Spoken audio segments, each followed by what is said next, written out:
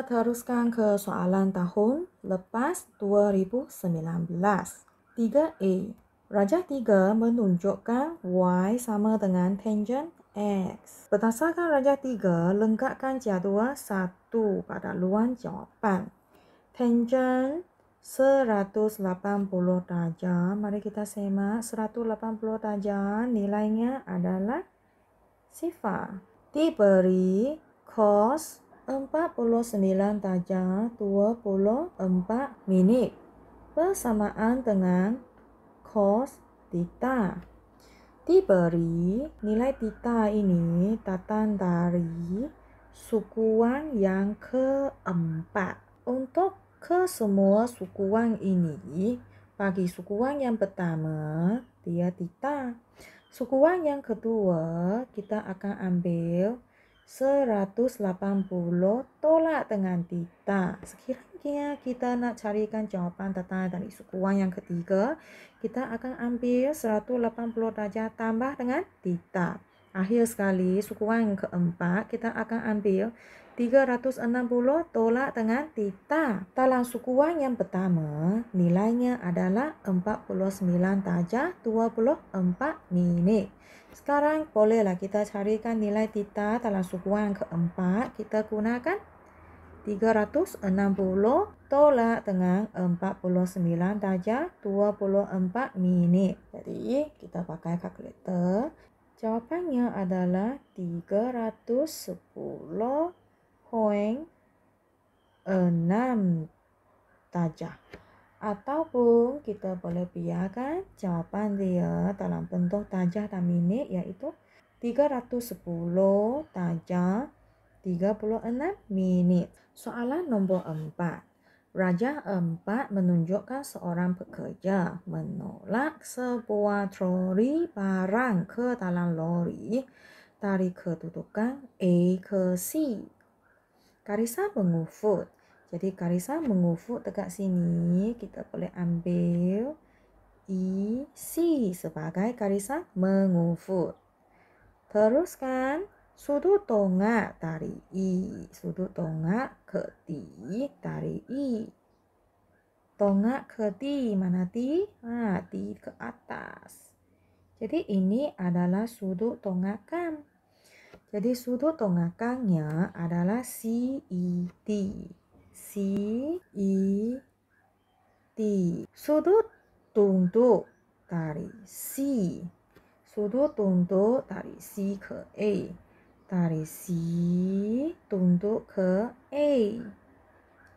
Jadi sekarang sudut tunduk kita akan ambil ECA. Sudut ECA. Soalan nombor 5. Rajah 5 menunjukkan sebuah prisma tekak dengan tapak segi 4 tepat PQRS pada satah mengufut. Trapezium PQVU adalah keratan rentas seragam prisma itu.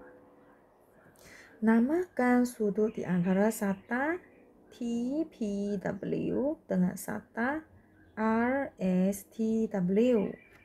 Kita semak kedua-dua satah sama ada apa-apa yang tertinggal. TPW semua huruf sudah diisi. RSTW semua huruf sudah diisi. Sekarang mari kita potong apa yang sama. Yang sama adalah TW. Yang tinggal adalah P. Jadi P sebagai raja. Cuba semak antara T dan W. Mana satu dekat dengan P? T adalah lebih dekat dengan P. Jadi T untuk huruf yang kedua. Teruskan ke R dan S. Antara R dan S, siapa yang dekat dengan P? Dekat dengan raja. Kita dapati S yang dekat dengan raja. Maka nama bagi sudut di antara satah TPW dan satah RSTW adalah PTS. Teruskan ke B. Hitungkan sudut di antara satah TPW dan RSTW. Ini sudah tadi kita kira, yaitu sudut PTS. Mari kita lukiskan sebelum kita buat pengiraan. Raja di atas, pencuri, huruf yang kedua T, huruf yang terakhir di bawah raja, 90 darjah. Sekarang kita semak mana satu kita ada nilai. Kita semak segitiga PTS. PTS, segitiga ini. Segitiga ini kita ada nilai TS 3. Lepas tu PS nilainya 4. Jadi TS 3. Lepas tu PS 4. Jadi maklumat yang ada dekat sini, dekat tempat O dan dekat tempat A. Jadi kita boleh gunakan tangent untuk kira. Jadi untuk carikan sudut PTS, kita akan gunakan anti-tangent tuah O dulu, diikuti dengan A per 3. Jadi anti-tangent 4/3. Jawapannya 53.13 darjah. Soalan nombor 7 datang dari trigonometry. Lengkapkan jadual kita key in untuk cos 135 darjah. Jawapannya negatif 0.71. Cos 270. Jawapannya sifar. Tengah menggunakan 2 cm kepada 45 darjah pada paksi X, 2 cm kepada 0.5 unit. Lukiskan graf cos X. Bagi S dari sifar hingga 360. Jadi untuk sekarang ini kita ambil garisan ini sebagai paksi Y. Lepas tu garisan ini sebagai paksi X. Sifar 45, 90, 135, 180, 225, 270, 315 dan 360 darjah. Ini paksi X. Setiap 2 cm 0.5. 1. Bawah sini negatif 0.5. Sini 1. Kita tandakan 0, 1. 45, 0.7. Sifar negatif 0.7, negatif 1, negatif 0.7, sifar 0.7, 1. Okey, jadi sekarang kita boleh lukiskan garisan dia. Okey, ini adalah jawapan bagi soalan B. Soalan nombor 8. Raja menunjukkan gabungan sebuah trapezium ABDE dengan sebuah segitiga bersudut dekat di BDC.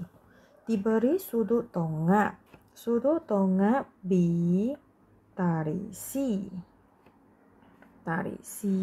ke B.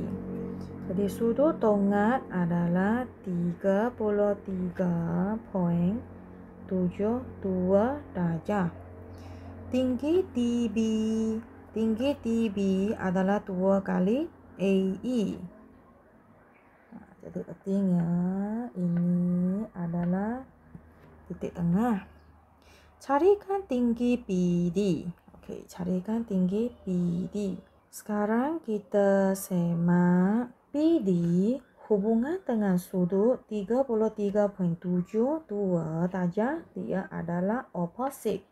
180 mm ini adalah adjacent.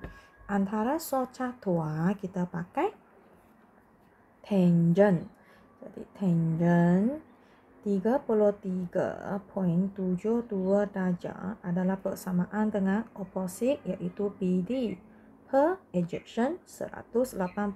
Nak carikan BD, kita akan bawa 180 mm kali dengan tangent 33.72 darjah iaitu 120.14 mm untuk BD. Kita teruskan ke soalan yang seterusnya. Carikan AE. Diberi AE adalah setengah daripada BD. Maklumat dekat sini. BD adalah 2 kali AE. Jadi sekarang kita nak carikan AE. AE kita akan ambil BD 120.14 bahagi dengan 2. Dapat 60.07 mm. Soalan B. Rajah 8 menunjukkan 2 buah kereta kabel A dan B yang sedang bergerak menuju ke puncak. Jarak kereta kabel A dari permukaan tanah. Dari permukaan tanah masing-masing 300 m. Kabel B adalah 320. Jadi yang beza 20 dekat sini. Sini adalah 20 meter. Carikan beza ketinggian kabel A dan kabel B dari jarak mengufut. Jadi bezanya kita ambil 320 tolak 300. Jawapannya 20 meter. Soalan yang kedua. Carikan jarak mengufut antara kabel A dan kereta kabel B. Jadi kita diberi maklumat 50 darjah ini adalah sudut tonggakan kabel B dari kabel A. Jadi kabel A pergi ke kabel B, ini adalah sudut tonggakan 50 darjah. Sekarang kita nak carikan garisan mengufut. Jarak mengufut. Kita lukiskan segitiga. Ini kabel B. Sini sudut mengufut dari kabel A ke kabel B. Sudutnya 50 darjah. Nilai ini 20 m. Berapa sudut mengufut? Jadi kita nak carikan jarak mengufut. Kita gunakan hubungan O dan A. Jadi tuah iaitu tangent. Jadi kita tuliskan tangent 50 darjah adalah O per A. Adjacent. Jadi iaitu jarak garis mengufut. Jadi jarak garis mengufut kita gunakan 20 per tangent 50 darjah. Sekarang kita carikan 20 per tangent 50 darjah. Jadi jawapannya adalah 16.78 meter. Kita teruskan ke soalan nombor 9. Nombor 9. Carikan garis normal antara bagi sata A, B, C, D. Mari kita semat A, B, C, D. Jadi garis normal, ini garis normal, ini garis normal juga, ini garis normal, garis normal. Jadi kita boleh tuliskan garis normalnya salah satu. ED ataupun A, L, B, M ataupun CH. Unjuran oktagon bagi garis DM dan satah ABCD. Ini adalah garisan oktagon. Jadi garisan oktagon adalah DB. Namakan dan hitungkan sudut di antara DM dan ABCD. Jadi sekarang ini kita semak satah ABCD. Ada mana-mana satu titik yang tertinggal. Satah ABCD tak ada yang tertinggal. Kita potong yang sama M sebagai raja. T sebagai huruf yang kedua. Kita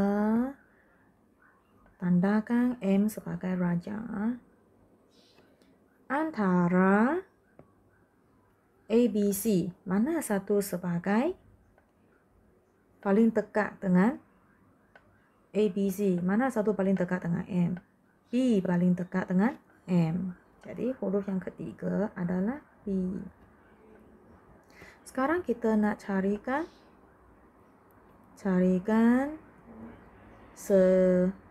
sudut MDB. Jadi MDB, sudut ini yang perlu kita cari. MB, kita semak ada nilai MB tak? MB adalah 4. Lepas tu TB. Untuk TB kita boleh gunakan Pythagoras theorem untuk kira. 6, 8, nak carikan garisan TB, kita boleh gunakan 8 square tambah 6 square. Jawapannya 10 cm. Jadi TB 10. MB dekat sini adalah 4. Jadi sekarang kita boleh carikan sudut bagi MDB, iaitu antitangent, sebab ini kaitan dengan O per A. Jadi antitangent O 4 per A 10. Jadi sudutnya adalah antitangent 4 per 10. Jadi jawapannya 21.8 darjah. Soalan ke-10. Tiluan jawapan menunjukkan lakaran sebuah piramid tegak yang belum lengkap. A tegak ke atas Q. Lengkapkan lakaran bentuk 3 dimensi bagi piramid tegak dengan tapak segi 4 tepat PQRS. Jadi segi 4 PQRS ini adalah X. Jadi sini tegak ke atas, kita akan sampun garisannya untuk lukiskan piramid. Okey, jadi kita sudah lengkapkan. Namakan sudut di antara garis VP dengan tapak PQRS. Kita akan gunakan Worm method, iaitu which one nearest. Antara kedua-dua baris ini kita dapati P yang berulang tinggal V. Jadi V sebagai raja, P sebagai huruf yang kedua. Antara QRS yang paling dekat dengan V, adalah Q. Maka sudut di antara garis VP dengan tapak PQRS adalah VPQ. Hitungkan sudut di antara garis VP dengan tapak PQRS. Mari kita lukiskan. Huruf yang pertama tegak atas, yang kedua P, yang ketiga Q. Mari kita semak mana satu sisi yang ada nilai. Kita dapati VQ adalah 12. VQ 12. PQ nilainya 5. Hubungan dengan sudut ini opposite, sini adjacent. Jadi kita boleh gunakan tangent untuk kirakan sudut. Jadi sudut VPQ bersamaan dengan antitangent opposite per adjacent. Jadi antitangent opposite 12 per tangent 5. Maka sudutnya adalah 67.38 darjah.